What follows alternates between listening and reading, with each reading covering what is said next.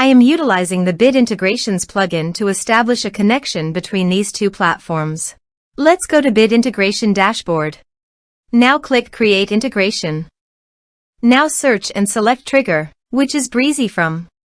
Select a form. Click Next. Now here search and select Omnisend. Here, give them a meaningful integration name as you want. Now for API key, please visit Omnisend API console. Now click on Create API key. Give a meaningful name as you want.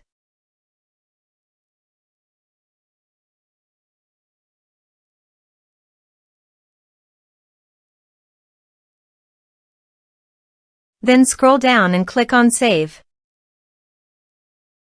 Copy this and paste it on authorization page.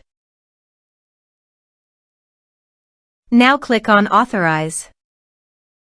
Authorization successfully done. Click Next. Choose Channels. Choose Email Status.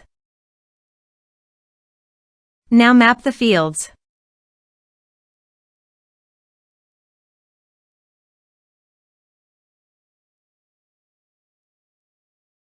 Here is the conditional logic. You can use it if you want. If the condition matches, then the data you will send to Omnisend. Then click Next. Finish and save it. Now go to your form and type some information.